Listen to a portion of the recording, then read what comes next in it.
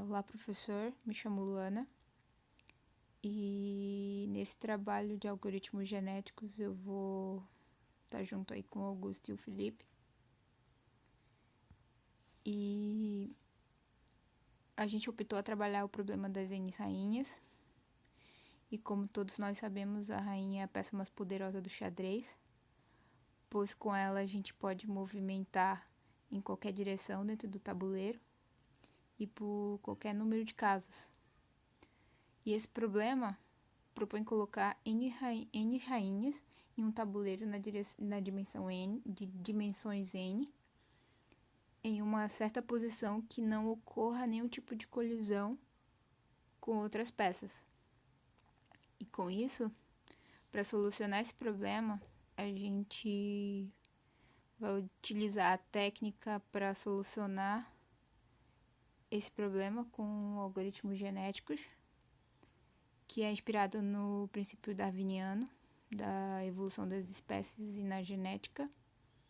São algoritmos probabilísticos que fornecem um mecanismo de busca paralela e adaptativa, baseado no princípio de sobrevivência dos mais aptos e na reprodução.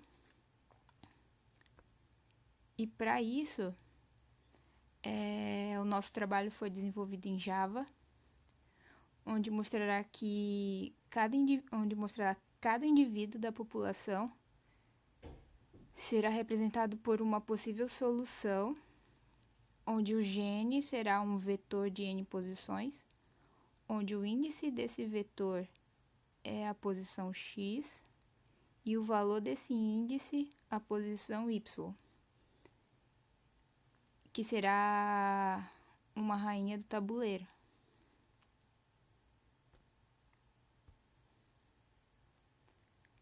Bom, irá funcionar mais ou menos assim. Como o crossover é considerado uma característica fundamental para os algoritmos genéticos, então cada par de genitores será escolhido aleatoriamente da população, baseado na aptidão e nos novos indivíduos que serão criados a partir da troca de material genético. Eu trouxe aqui um exemplo do nosso sistema, onde mostra o crossover com um valor padrão de 90% e a mutação de 1%, que irá gerar gerações para n igual a 64, por exemplo, deve ser de 10.000. No nosso exemplo prático que os meus colegas irão apresentar, veremos com mais clareza essa parte onde mostra onde a gente pode escolher o número de casas do tabuleiro, a taxa do crossover, a mutação, o número de gerações que queremos e o tamanho da população.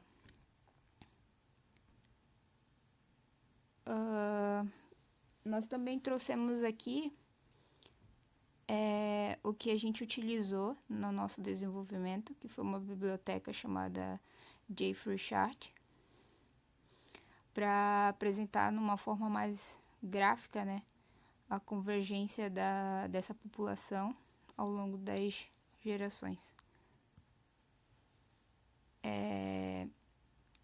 Agora eu vou passar ali pro meu colega, que ele vai apresentar o código e como é que funciona essa parte das trocas genéticas e a aptidão dentro do tabuleiro.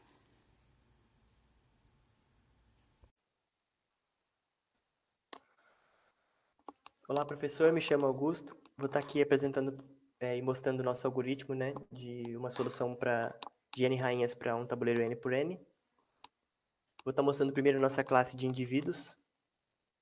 Ele possui 4 variáveis, né, sendo a primeira como o fitness ou aptidão, um vetor de posições y, que ele já mata essa colisão, na verdade, no eixo vertical. Ele só grava a posição y como valor e uso o próprio índice como sendo o eixo x. Eu tenho uma variável de tabuleiro que mais para frente eu utilizo para imprimir as rainhas. Aqui as colisões, que vão me ajudar a calcular a nossa aptidão, né? Então aqui eu só uso um construtor, né, para inicializar minha função. E aqui eu gero um y exclusivo, um vetor exclusivo para colisões, né? Então eu utilizo também da minha biblioteca random R em Java, que vai sempre prevenir que não tenha um valor repetido, né? Porque ele me gera um valor aleatório baseado no número anterior, né? Então sempre que ele vai buscar o número aleatório próximo que não foi repetido baseado no nosso tamanho do nosso algoritmo, né? Então se eu coloco aqui como 8 rainhas, ele vai gerar inicializar essa variável inicializar essa variável não, vai inicializar o cálculo da geração dessa árvore como 8 ou como 4, depende do que eu coloquei. Aqui eu gero a minha aptidão ou meu fitness calculado baseado nas colisões, né? E aqui eu adiciono a rainha no nosso tabuleiro, depois que eu gero essas posições. Aqui embaixo eu uso nossa função para gerar as colisões, então ele checa se tem colisão na horizontal e checa se tem colisão na diagonal. A colisão vertical eu não preciso calcular porque o nosso vetor já garantiu isso para a gente que não tenha conflito, certo? Essa é a nossa classe de indivíduo, então vou mostrar um pouquinho da nossa classe de população. Aqui eu tenho um vetor de indivíduos e aqui eu tenho um tamanho da minha população. Esse vetor de indivíduos, ele sempre tem o tamanho 2, porque é onde eu gravo o nosso eixo x e o y, né? Então, no caso, a primeira posição desse vetor de indivíduo, ele vai pegar o índice do primeiro, o índice do primeiro vetor da população, do indivíduo, no caso, e o valor vai ficar na segunda posição, tá? Que é o que vai representar numa matriz a coordenada x e y do tabuleiro. Aqui eu tenho o tamanho da população, que eu deixei em aberto para o usuário escolher como sendo um tamanho mínimo de 50 e um máximo de 500. Aqui eu tenho um construtor para inicializar a nossa população.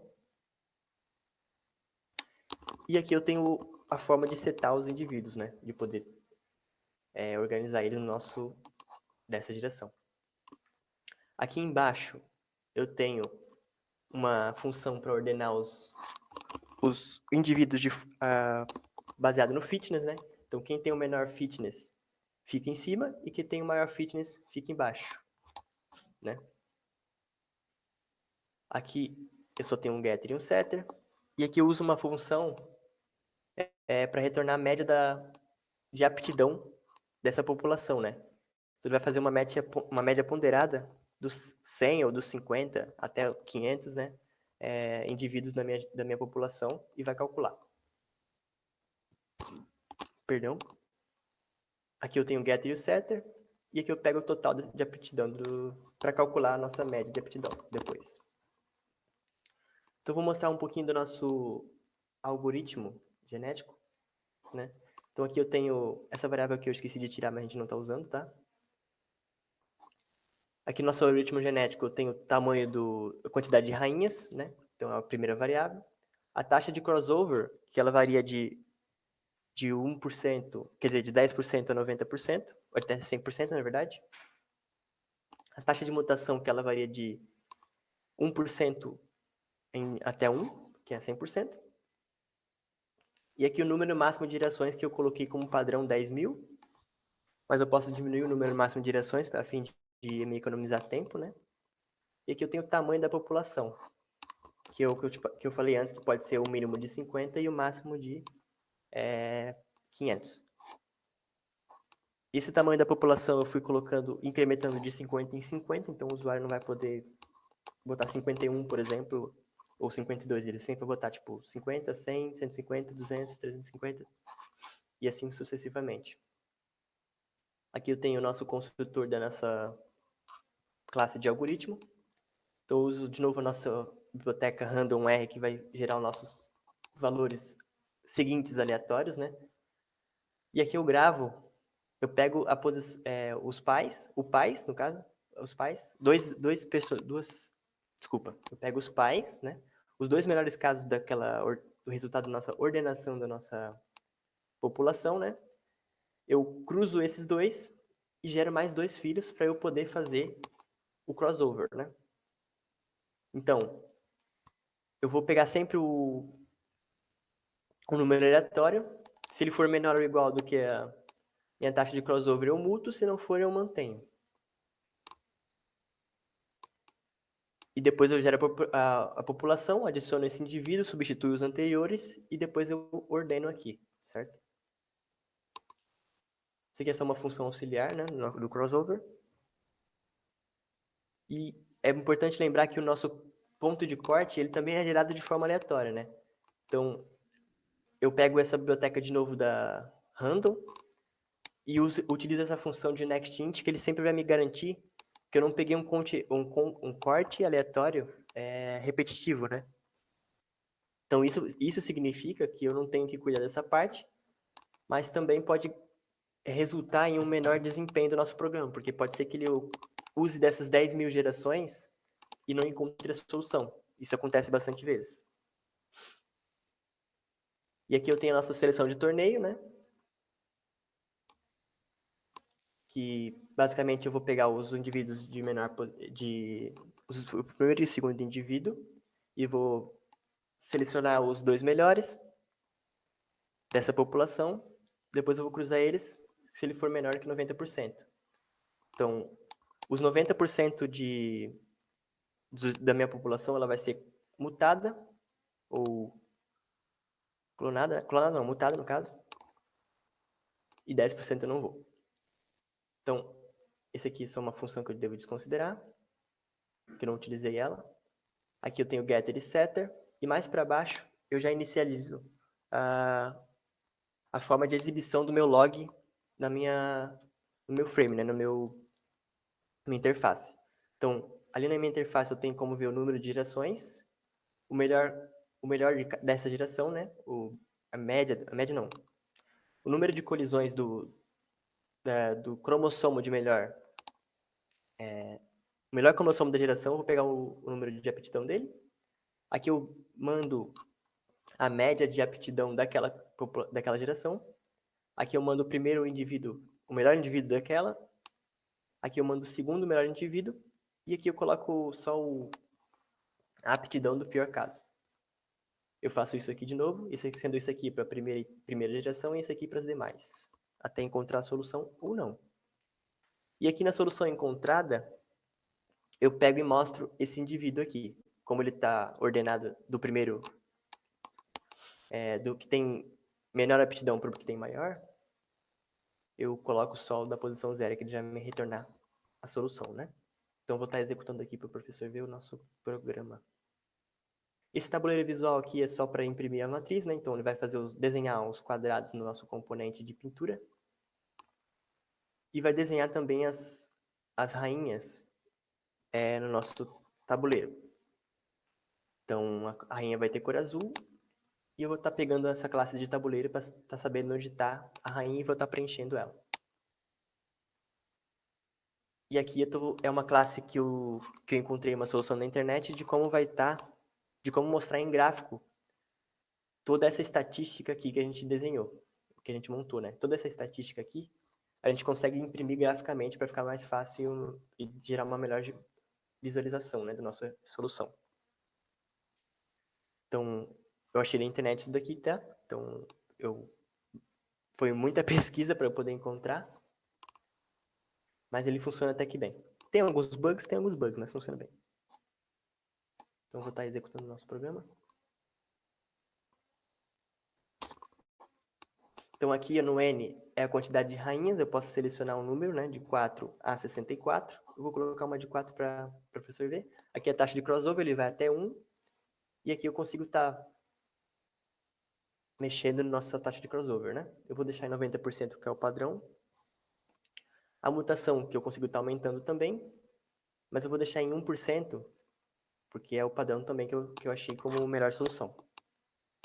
Aqui o número de gerações, que eu consigo limitar o nosso programa para que não tenha que ficar funcionando infinitamente, né?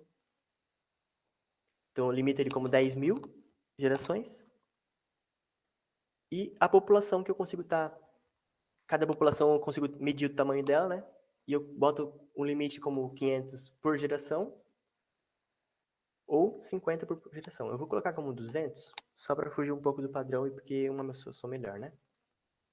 Então aqui, ele encontrou a solução já desse primeiro nosso primeiro problema, já na segunda geração, porque era um tabuleiro de 4x4, né? E usando 4 rainhas.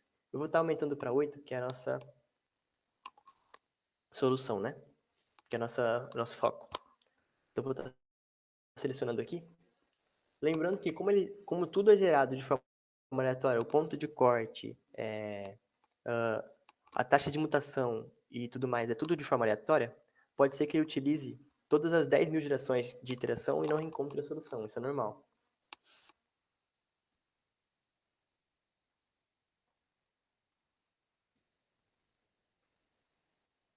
Aqui, provavelmente, ele já não vai encontrar a solução nessas 10.000 gerações, né?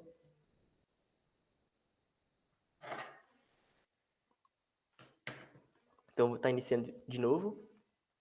E aqui na 27ª geração, ele já encontrou a solução, né? E aqui eu mostrei graficamente não, né? Mostrei a solução encontrada, que são as coordenadas dessas rainhas aqui, certo? Pode ver que não tem nenhuma em colisão com a outra.